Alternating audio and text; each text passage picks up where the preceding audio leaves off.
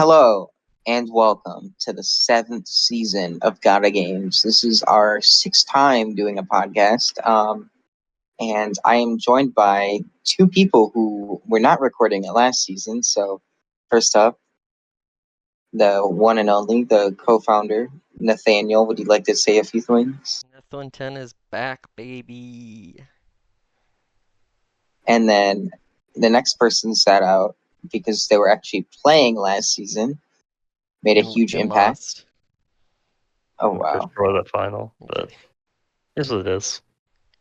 Give it up for Jash to Jash or Yash to Yash, whatever you prefer. Anyway, Josh, how are you feeling going into this season?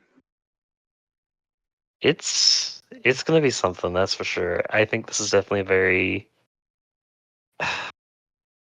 interesting cast to put it best. It's definitely different from the past few seasons we've had. Yeah, so this I, season we have 13 teams, blood and boxes. These are close connections who applied together, which is the first time we've done something like this. Um, and so we'll talk about our thoughts about each of the teams. We'll start at the bottom of the rankings that were put together by Nolan in terms of who he thinks is going to do well in this game. So at number 13, we have Eva and Cejay, the Blue Beavers. Nolan, why are they at the bottom of your rankings? well, despite me actually loving these two people as characters, I just feel like historically, when you look at their track records, at least Eva's, for example, she's gone home in episode 2 3 times. 3 times. She's played every single time she's gone home in episode 2. And, that's like I don't even know like what to say about that. That's very hard to do. And in addition to that, CJ did have a really good season last time. He won 3 eliminations, fixed his elimination record. But I, j- I just really don't know who they're really gonna blend with in this cast. I feel like aside from Aidan and Brit, who even when I interviewed them, it seemed like I don't know there might be some stuff going on there. So other than that, like even CJ are two of the more I don't want to say like they're just like with how this cast is, they're on the outs. So I just don't know how it's gonna work for them. But that's kind of why I kind of have them at the bottom. I think the communication will be a lot better because they're good friends. But I just don't. I definitely see them getting targeted early as one of the first house votes. And with how this format works, which I guess you'll see how it works when the season starts. I just don't see them making it that far. Josh, what do you think? I completely agree with you. I do think that CJ and Eva are in for a rough time this season because if you look at it, we already know. I already know this firsthand. Noah and Kamani are probably dead set and going after Eva and CJ as soon as possible. And based on what we know with this cast dynamic, if those two were going to do it, I think it's very likely Ethan and Kevin would follow suit. Ryan and AJ would probably follow suit. Chris and Seth. That's already like a good portion of this cast. Are you willing to go after them for like anyone else? So it's not looking too good for them. But with this format, there's always that chance they can slide by at least a couple rounds. But like it's not the best odds. Well, that brings us to team number 12, Becca and Logan. I don't know that I know either of these names. Maybe Nolan, you can tell us a little bit about Becca and Logan, the Gray Geckos, and why you put them where you put All them. right. So this is a 10 gauge team. That's Kind of, why we sort of, kind recommend of. them. Well, sort of, kind of. They both originated. But fun fact: Becca actually went to my university, which I found out, which is kind of crazy. But Poor Becca. Logan played, yeah, right. Logan played last season, and physically he didn't have the best showing, which I mean, I really can't blame him. I think said he plays on a Chromebook, which is, no offense, never a good sign when you're coming to a game where your comp skills matter. Better than half the Socially, I people who think play on mobile. Brian's not here this time, but Oh. but while I do think Logan has a great social upside, and Becca as well, depending on how much effort they put into that, which obviously they will because they're not more the physically dynamic people.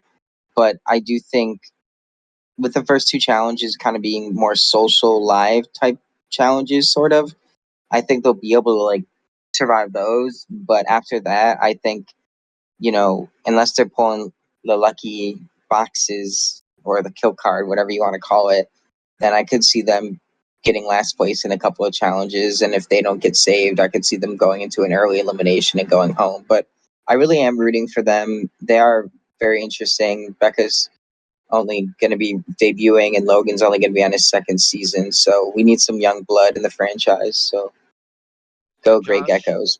Josh, you played with Logan then last season. I did play with Logan, and I What are your thoughts? think, I mean, I think it's definitely nice for him to have someone like Caleb and Tylor there. That's a team I think would for sure keep them safe above all else. Charging and Sean as well. Sean and Logan are both close friends. Oh, I didn't know that. That's actually very interesting. So I think in that sense, I think it's almost, I think it's arguably the equivalent the of the likes of like Noah, Kamani, Ethan, etc. That crew. I think that's how I kind of group them together, I guess, in that sense. Then, so they've got some wiggle room to work with. I'm more interested this season to see how AJ and Logan that dynamic goes. I feel like, in my personal opinion, from that season, those two, Logan saw through the kind of game that AJ plays, and I think a lot of people already saw through it, but I want to see how Logan like navigates it this season. Like, Right. does he go after AJ? Does he not? That's what I want to see. All right, team number 11, Globalist and Kaz, the Black Bobcats. Nolan, tell us about Globalist and Kaz with a K. These people stand out heavily in this cast. I mean, they're one of the quite a few actually, rookie duos on the season. I believe there's, I want to say like 3, 4, maybe. I don't know. I can't do math. But with them, I feel like I do think Pixie asked them to apply, and I wish he was here to touch up on it. But when I did their interview, they were both super funny. Um, I They have a weird, not like a weird vibe, but like, how do I say this? They have an old school vibe to them in this sense. Like they kind of have the bro vibe to them, which is something you don't really see in terms of archetypes that of people that have played God games. Mm-hmm. But I don't know for sure if they said they played more Roblox long terms or Discord orgs. I want to say Discord orgs, but they showed up. I can vouch for that because I have played with Kaz before. Yeah, they're really funny though, and I do think the charm. If they talk to people and they're not like completely like quiet, then they can make a decent run. And physically, I like I said, I haven't seen them play, but I don't think they're going to be like towards the bottom necessarily, at least at the beginning. So I just have them at 11 because rookies typically get ranked sort of low, and I just do think probably out of anyone, even if you think like any publicity is good publicity, I don't see them having any connections in this cast. I definitely could be wrong. I didn't check their mutual friends, but that's the only reason why I had them ranked low. What was But Kaz's physical performance like when you played with Kaz, Josh? It wasn't terrible, I will say. He was pretty middle of the pack, I would say, from what I remember. He wasn't around for long because unfortunately that season we had a kill card, and it unfortunately got him in a double. So I think he can do well. I think socially is what I'm really interested in seeing how he plays because I don't know any offhand like connections he has to this cast. So I'm really interested to see who he like vibes with like off the bat because I think he can I think he has the potential to navigate this game socially, but we'll see.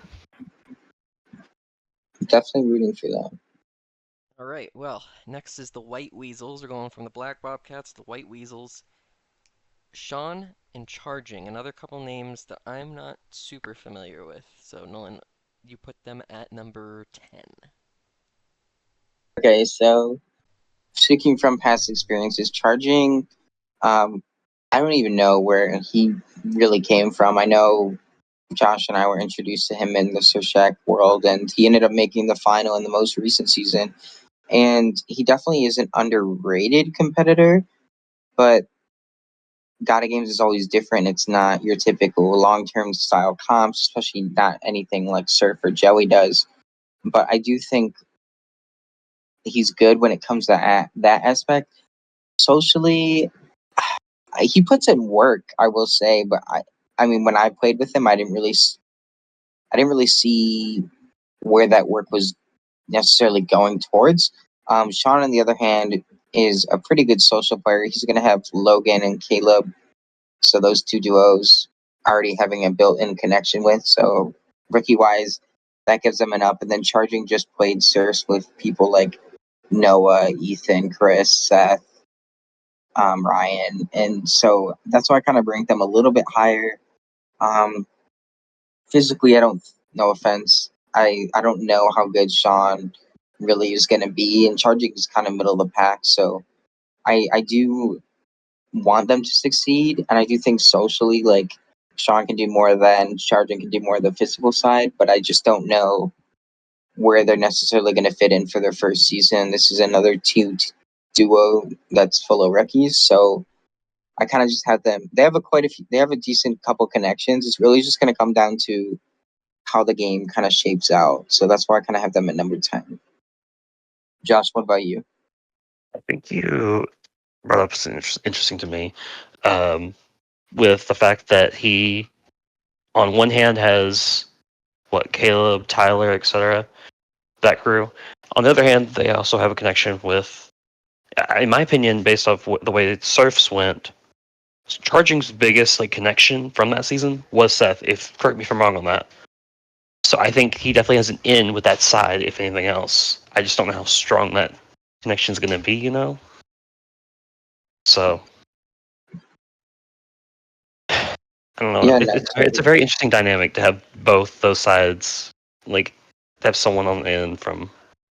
So I don't think they're gonna know. People are gonna know how close like Logan, Sean, and like yeah, I don't think they will. they That's definitely won't. Which, but at the same time, I just think what's gonna come down to for those types of teams is just staying out of the bottom and not getting last, I more so agree. than social.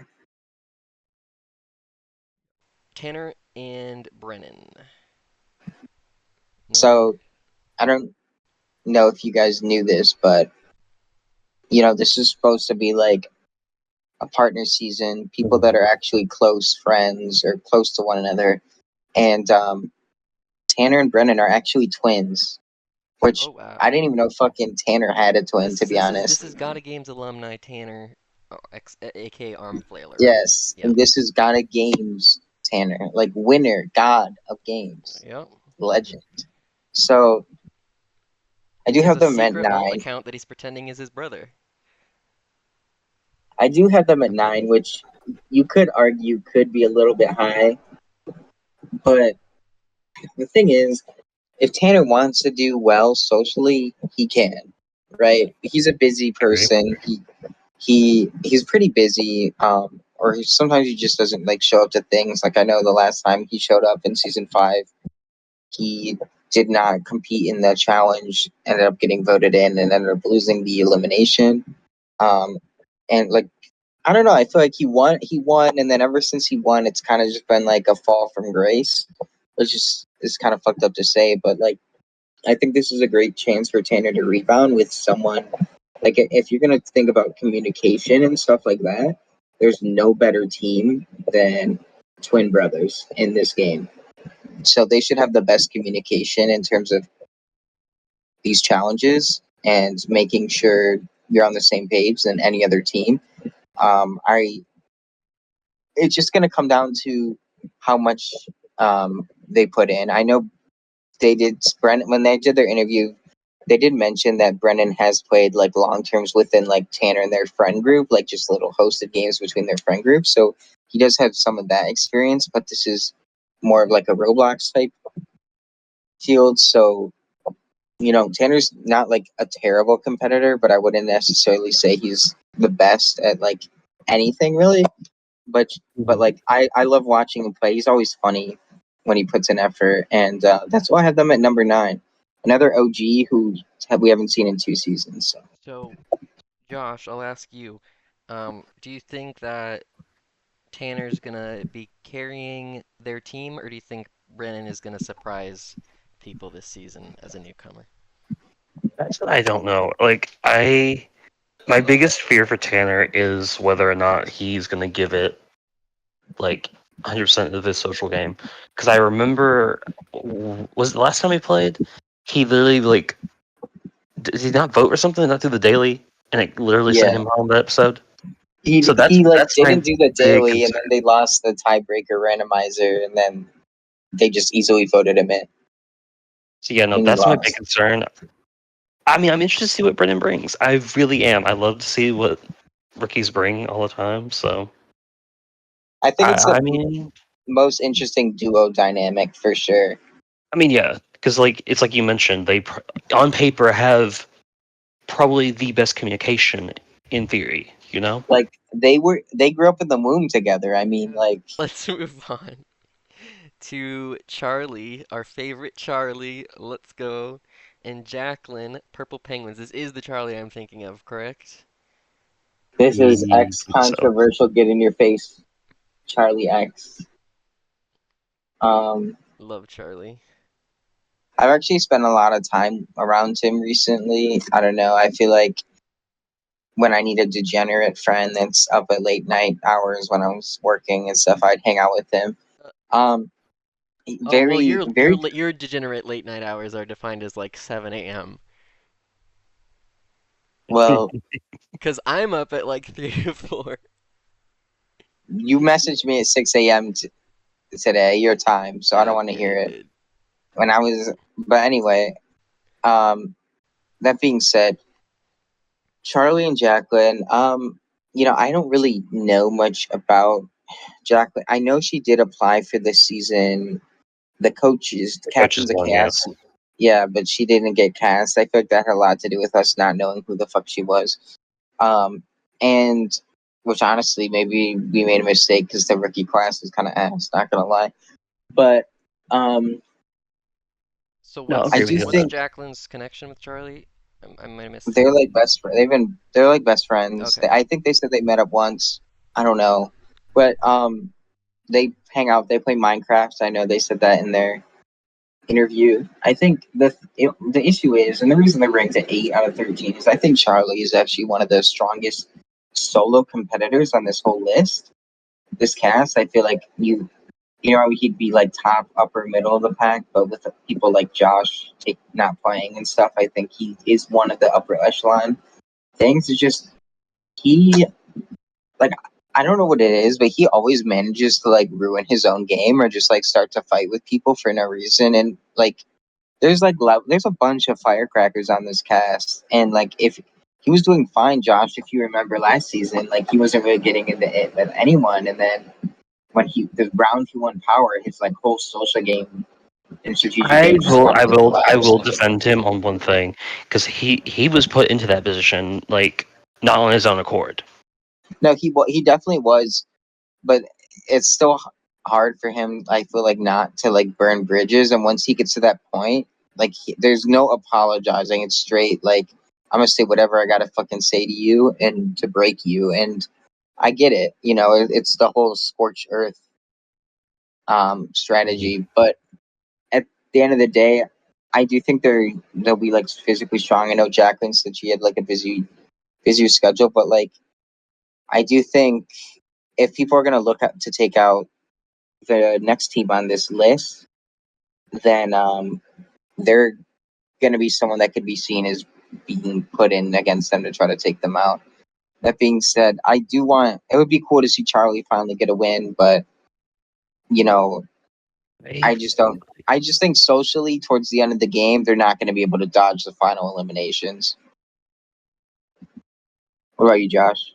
I feel like socially, Charlie is going to be in an interesting spot this season because I don't know. It depends on how in tune he is with the friend groups there are this season because I think that's the big obstacle. Because I feel like if you piss off one, you're going to piss off the rest of them. If you know what I mean? Right. So I feel like he has to be very careful with who he makes enemies with. If he does, that is, of course. But yeah. Well, Nolan, you mentioned this next team, and the next team is interesting because it has the return of Brit, Nikki Fanny, along with Aidan, and they are the Green Goats, and you ranked them number 7. Nolan, you decided to bring Brit back. Aidan's played in the most recent seasons, but Brit was expelled from her season. So, what do you think they, as a duo, are going to bring to the game? Can you reverse the curse? No. The Brit folk curse from season 2, the meme. Um, I honestly didn't think this would ever happen. I think it's kind of crazy when you look at some of the returns that are coming up on this list of people that haven't played in like seasons. Like Brit hasn't played since season 2. That was ages ago, right? So to me, it's kind of crazy to envision, Brit in the game again. But with Aidan, like as much as I hate to say it, this is like a bona fide duo. Like people, like if you were to cast people across the long term community that are like the duos of the community, Brit and Aidan would definitely be one of them. And I do think physically they're pretty good at most things. I'm hoping their hacked client is down because finding out that Brit was like flinging people and stuff when we tried to do natural disaster survival on season 2 to get the game changed was kind of annoying. But 2024 is the year of forgiveness. So I'm hoping they can fight and they can play fair, and maybe Aidan could go back to back and get back to back wins. I just think I know what the limbs are in store this season. There's a bunch of, I don't want to say crapshoots, but there's a bunch of things that could go 50-50. And this is a team that's going to be seeing a lot of eliminations if they're not winning the daily, let's be honest.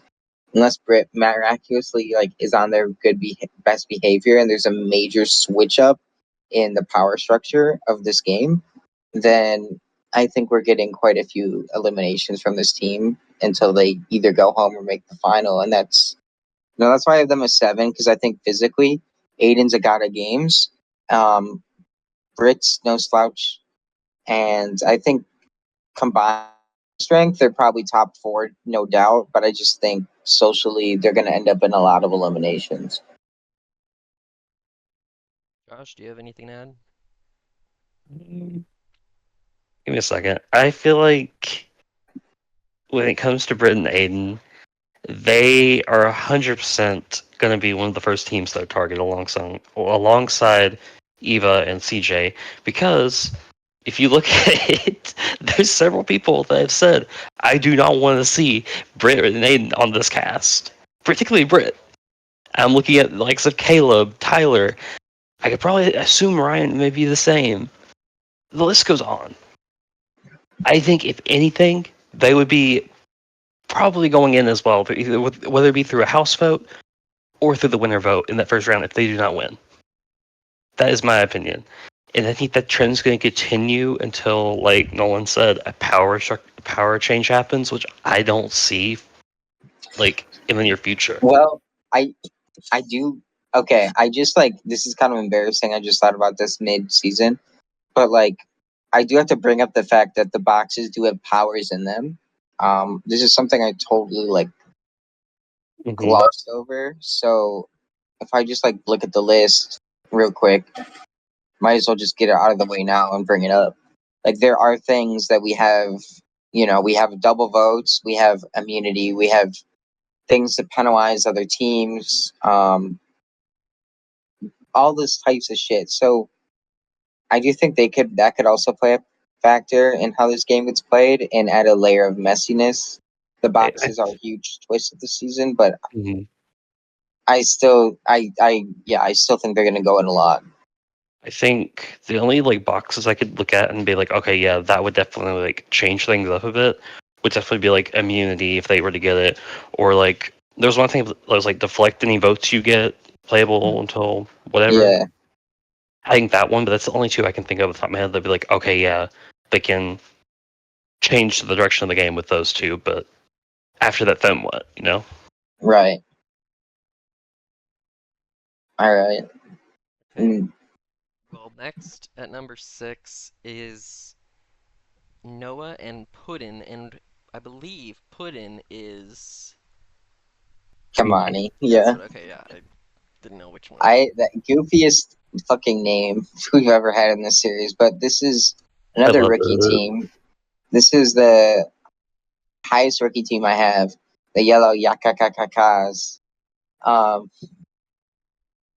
and you know, maybe after this season's over, Noah's gonna look back and roast me for maybe being biased and giving him sixth after our rivalry. But at the same time, I think I see the only reason I ranked this team lower was because they do have some sort of enemies in Eva and Cejay, which obviously I don't think they're going to be around for that long. But at the same time, I think when we look at the 14 power structure that we're thinking of, which Mm. honestly casting was very like mid this season, we didn't get that many apps, so maybe trying to avoid some pre-existing relationships was harder. That being said, like I mean, Ethan and Kevin, Chris and Seth, Noah and Pudn, AJF and Ryan. Like, I do think just combined physically, I think they may be towards the weaker two, like bottom two of those duos. And I just think that Amani's a firecracker. And if you push Noah enough, as I learned, then he'll get in your face.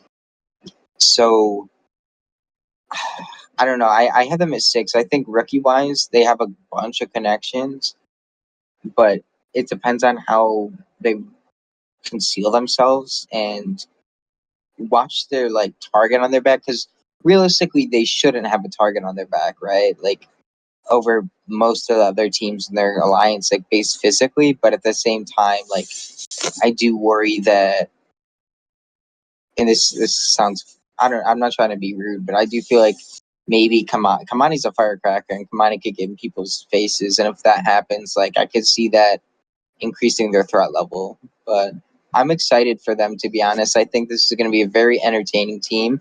It's going to provide a bunch of funny moments and competitions. And I hope, I just hope their schedules aren't as busy so they can put in a lot of work into this game. I think there's some stuff I know from Noah's point of view already, and supposedly I heard this. Chris apparently told Noah that when it comes down to it, he is not gonna. He would rather protect. What was it? Ryan and Ethan before anything else. Basically, excluding both Noah and Kamani.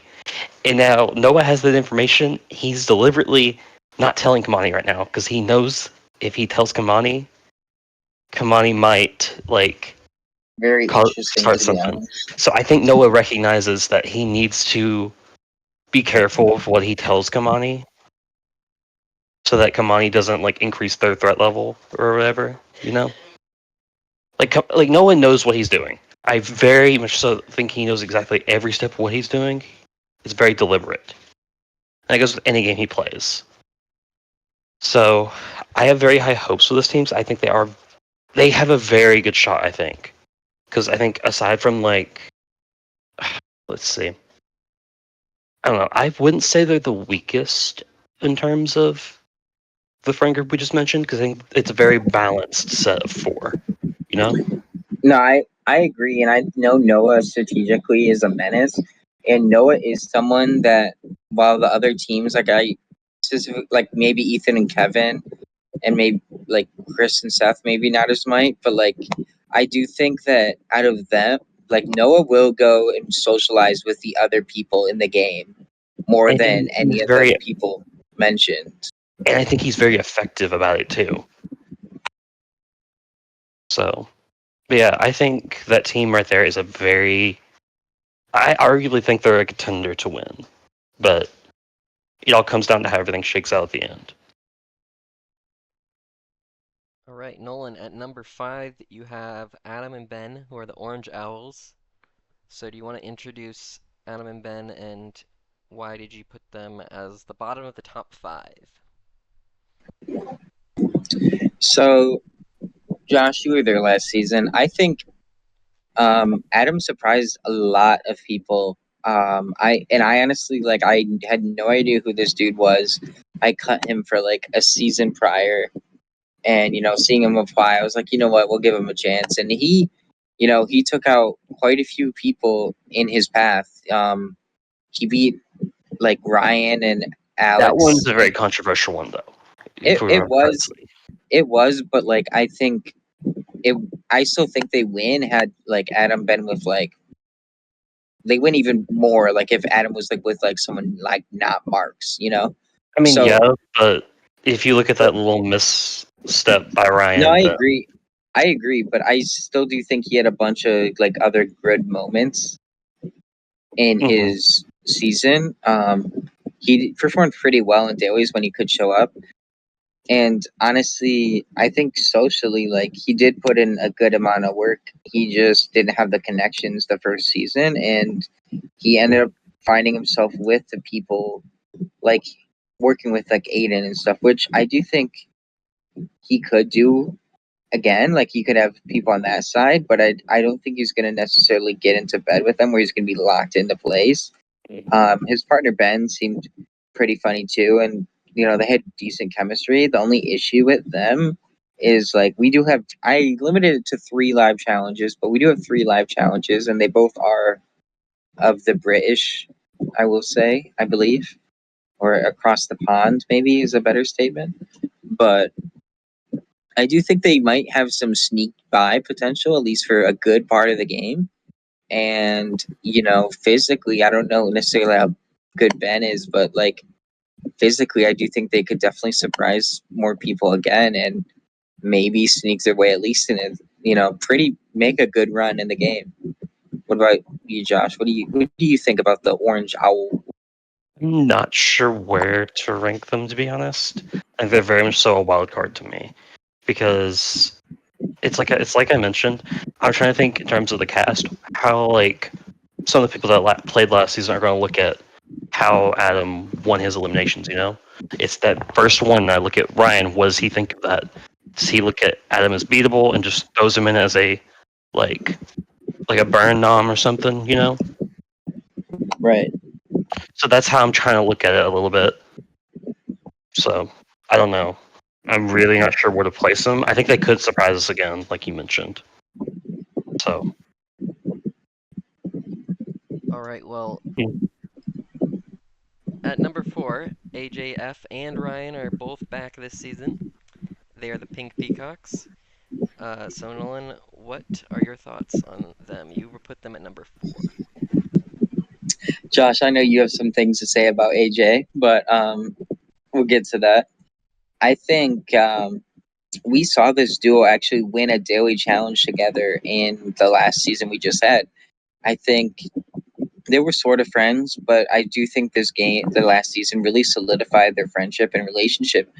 Um, whether that's a good thing or a bad thing, we'll have to find out in this season. I do think AJF is a firecracker, and I do think out of the whole 8 people, I do think in that set alliance, I do think he's almost put himself in a position where he is the outsider. Like, I don't think it was ever like, oh, this person, like, oh, there's like a hierarchy or anything, but I do think he, in his own head, sometimes gets in his own way of where he positions himself in groups. And I do think that might be detrimental towards him. Ryan is a pretty good social game, admittedly. I do think last season though was very different, where a lot of it was very two-sided war between two sides. But I don't think it's gonna be like that. But I will say Ryan definitely has connections with Caleb and Tylor, which are gonna help them, and then along with the three other duos. And I do think it wouldn't be out of the realm of possibility for them, to make a deep run. I just think if they don't, if AJF doesn't just like if he isn't on his, I don't want to say best behavior, but if he dials the mess up to level 100, I could see it getting into a position where it's like when it comes down to, well, who's going to go in elimination from our group, if it gets down to that point, then I could see it being them. But at the same time, I do think physically they're, I would probably say, one of the best teams here. They have really good chemistry on call and stuff, and I do think that'll work great towards their advantage. I do think solo wise, they're great competitors, but I just don't know if I'd put them in that like GOAT level. But I think being in a duo with each other, they're really going to balance each other out, and I do think that could be very helpful towards them in the long run. Yeah, no, I feel like this team is not in the greatest position out the gate, to be honest. Because I think about last season, and then there's some people from that season that know how these two play. So I think it's gonna be they're gonna be very little like hesitant at first. Maybe it's gonna depend on how everything shakes out in the first like round or so. I think because I could see No, someone like I could see like one of like Aidan and Brit if they get into power somehow. I think if they do take a shot at that like friend group, I think AJ and Ryan could end up being a casualty of that. So I don't know. That's just my like initial thoughts. I think at least, but I completely agree with what you said. Like it's gonna be very dicey. All right, well, that brings us to the top three.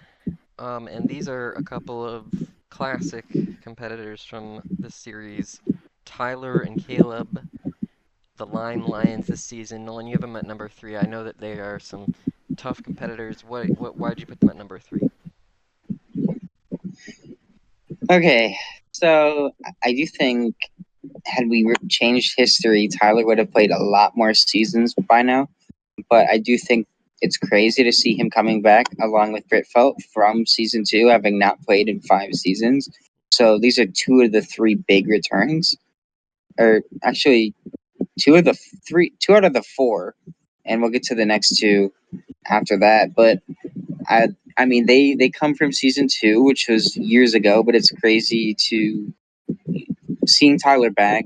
I'm excited because there was such a fun dynamic between like Tylor, Caleb, and Zach on season two. They were on more unique alliances that weren't physically dominant, but had a decent amount of power in the game and managed to get to the finale on their team along with Charlie. And I do think Caleb and Tylor will still somewhat try to be close to Charlie. I just don't know if they're going to attach themselves to that sinking ship. The reason I have them at number three is because a lot of people know who Tylor is. He was number one on 10 gauge. So like I think like people like Sean are gonna recognize him. Becca and Logan, obviously. I think AJ and Ryan are definitely gonna be with that duo. Seeing as like I know Ryan and like Tylor met up for like a hot sec at one point, but I really I'm like nervous about this ranking because I feel like I'm over ranking them in a way almost because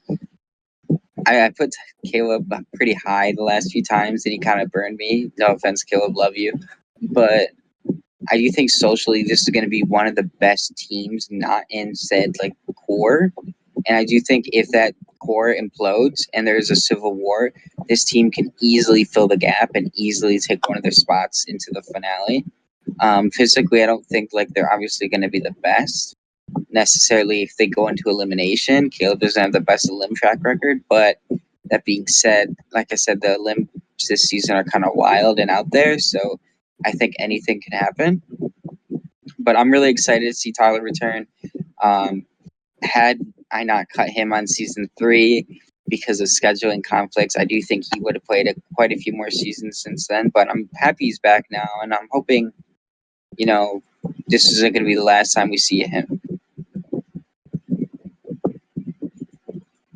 Josh, what do you think of Tylor and Caleb? I mean, I think I'm always happy to see like Caleb here, but Tylor is like also like equally as great. I feel like this is two of the people I very much so worked a lot with in season 2. I feel like these two, I think it's like you've mentioned. I think they definitely have the flexibility to where if things go like wrong, like and something like a power change happens, they can slide in. Like they have the connections to pull it off. Because I think also what other team did we mention that was like had connections on both sides? I think they equally have that same type of thing going Right. on. They have people from that core and people like Logan, etc. So I think they're in a very, very good spot. Physically, I will be a little concerned because of with Caleb's like curse, I guess you would call it in a way. But other than that, I I think they'll be do. all right. This is a team I really would love to see win. I think they have a chance depending on who's in the final. Like I said, there are a bunch of wacky games in the limbs and a bunch of wacky twists in the boxes. So I'm just hoping. I'm hoping it could be interesting, and I would love to see them make another final run at least. But No, I I do agree. think they're going to have to navigate the social game well and try to blow people up on one another, and hopefully they catch on to how close some of these people actually are. Because I I do feel think they like, will. I yeah, think they will. All right, top 2. In second place in Nolan's rankings, Chris and Seth. I know Seth, I believe, is new to to this series, correct? yeah, Chris, I think, has played it at least once. right. Yeah, so you put them at number 2, and we'll talk about number 1, which is Ethan and Kevin. But what went into that decision to put them at number 2 rather than like number 1? So it's crazy to me that we had like it was either 10 or 11 different rookies on season 2 that debuted, and now 3 of them are returning for the first time since their original season. So that's like absolutely bonkers to me. You have Chris and Seth. I feel like they have a great relationship, and it showed in the Surshak All Star season. Seth's not afraid to make moves if he really feels like he needs to, and he feels like he's on the bottom, which I can respect. But at the same time, I don't see him having to play a bottom game. And the only real like issue I could see this team coming into is if like Seth makes some really good connections with like people outside of like set alliance that Chris is Mhm. gonna have them already infiltrated into with like the 4 of Ethan and Kevin, AJ and Ryan and Noah and Kamani or Pudn. And I do think it might be a little high because Chris did not really he didn't as I don't know, Chris has this tendency to either like try in games or just not give a fuck at all. And I definitely feel like we got the latter in season 2, but I do think with Seth being here and him being with like someone he's like best friends with, in addition to a bunch of their other friends, I do think we'll see a different side of him. And the reason I have them at number 2 is because out of the 4, I do feel like they're not going to necessarily be the messiest um, at any point. I don't think they're going to be looked at as the strongest at any point, and I don't think they're going to be like the weakest in the challenge at any point. So with all those 3 factors, I think they're pretty well rounded, and that's why I have them at number 2. Okay, Josh, how do you? Yeah, Yeah, where would they fall in if you were to rank them? Would you put them that high, or would you put them lower? I think a little bit lower. Be honest. I think my big concern is it goes into Seth and what he's gonna do. Like, is he gonna play messy? Is he not? Because the last experience I had with him, I feel like he played very messy, and I don't know. That's Because I'm looking at it's like I mentioned earlier, he had that connection with charging. Is he going to prioritize charging over that crew of friends? Right. So I'm wondering if he's going to play as messy or if he's actually going to tone it down. It's going to come down to that, I think. No, I'm excited to see these red raccoons. I think definitely be an interesting pairing for sure. Well, the last person you referenced who's returning after a long time not playing is Ethan, and he's on team with Kevin. They're the Science Cicadas. You put them at number one, Nolan. So I'll let you talk about why you did that, and then Josh, you can say if you would have made a similar ranking for them or if you would have done it differently. So, Nolan, why did you put them at number one? All right, wait, can you guys hear this? Yes. I'm clapping because we finally got that bitch off production. After 4 seasons of doing nothing, we finally got him on the season to hopefully do something.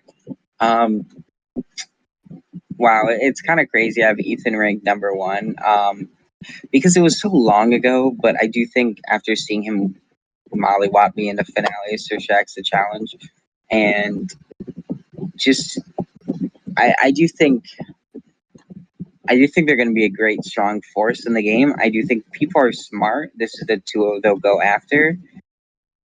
I don't. The only really the two bad things about this duo and the Science Cicadas is that one, we saw in Sir Shaq, Josh. You were there. I feel like Ethan really just stuck to his group and people he was close to, and didn't really put in more social effort. He was just like, "I'm not talking to you, sorry," like because he had his people, and I get it, but that landed him and I in eliminations. So You also have to consider that season that it was not necessarily just 25% of the cast was his friends. It was more so 75, 80. right, and I do think I really want him to try. He knows I want him to put an effort, but at the same time, I don't think socially he really has to put in that much legwork.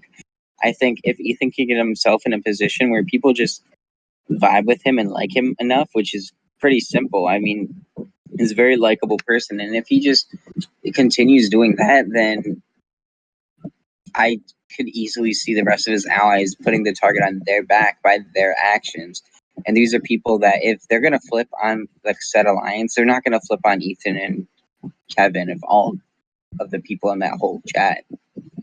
And I do think these are two people that have known each other for years and over like a decade. They've met up multiple times in person. Similarly with actually no, I think this is only actually no. I think Noah and Kamani met up. Yeah, But pretty sure. like I just feel like with these two they call like pretty much every other day. Ethan's one of the best people at Roblox when it comes to obstacle courses. He's really good. Comes to puzzles, he's really good.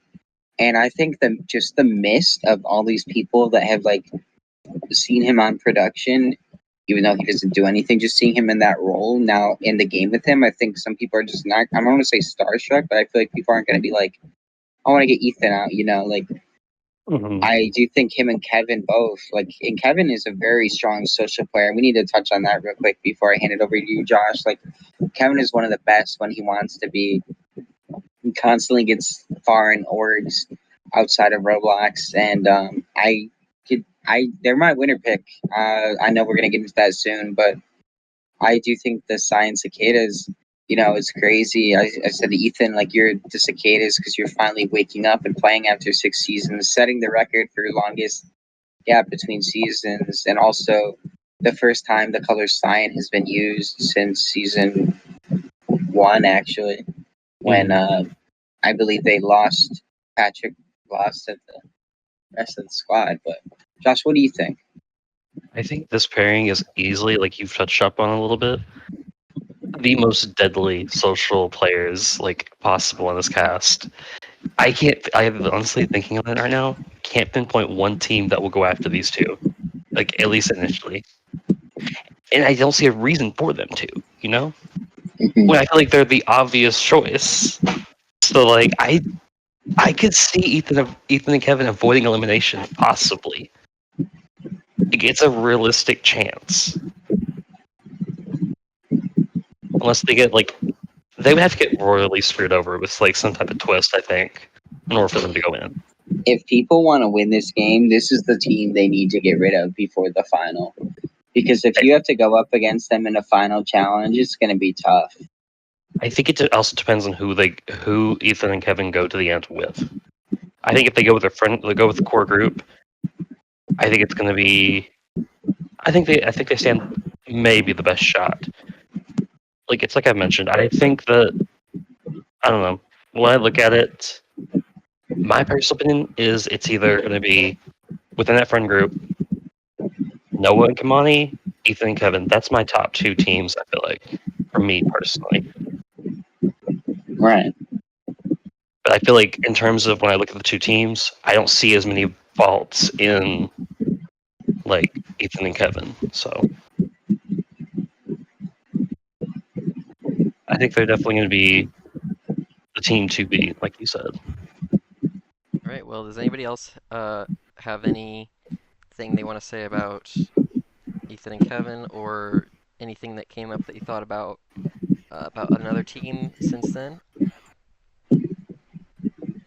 Um, Go now I ahead. say we just get to the winner prediction, first boot prediction, and Right. sign off. Okay. Who wants to start that? Nolan, you can say your winner prediction, your first round prediction, and we'll go to Mine's Josh. gonna be pretty. Mine's gonna be pretty boring. I normally don't just base it off my rankings because I don't necessarily. Well, you know what? I was gonna give each even CJ last because of the fact that, but then I realized Eva goes home in every second episode, so I can't do that. So my first boot prediction, I'm just gonna go with Becca and Logan. I could see them getting caught, getting last place in the Hunger Games, the Ember Games, I believe our first daily is, and if that's the case, I could see them being in trouble there, and just not getting lucky and going in the first elimination, going home. My winning prediction is going to be boring. I'm just going to go with Ethan and Kevin. I think Ethan won season 1 years ago, but now he's playing with one of his best friends. It's supposed to be a fun game for him, and Kevin is a social menace. And I think together they're going to have it, and I think they're going to take home the win and get the 140 or this. You know what I mean? Josh, your winner pick, first boot pick. So first boot pick, I'm between a few people, but I am gonna stick with Eva and CJ. I think they're easily the most talked about in terms of targeting. And if it is like something like Brit and Aidan versus them, I think it's a wrap for them. So, and then as for my winner pick, I'm gonna be different here. I'm gonna go with Noah and Kamani because I don't know. I wanna see if they can pull it off. Okay. Um, my first boot pick, I'll go on the other side of what Josh said, and I'll say Brit and Aidan, because I think that they could be targeted by a lot of people, especially in the first um, challenge. So I'll say them as first boot. Um, and for my winner pick, I'll go with the underdogs here and say the twins, Tanner and Brennan. I think they could surprise everybody. Oh wow. So, all right, well, that's it. Nolan, do you want to take us out? Yeah, I mean, this podcast is a little small compared to our production team. A lot of people are busy. This is a very last minute. Um, I feel like a lot of us have been, we've been embracing this off season, and I've been working. Neff's been working. Josh has been working. So, in addition to all the 4 people not here, we've all been doing our own thing. And but we got the podcast done. We record this on May 18th, 2024. And we look forward to seeing how the season goes. I'm really excited. We got great things in store. I think this is going to be one for the books if it doesn't end terribly. But I could see this being a great season.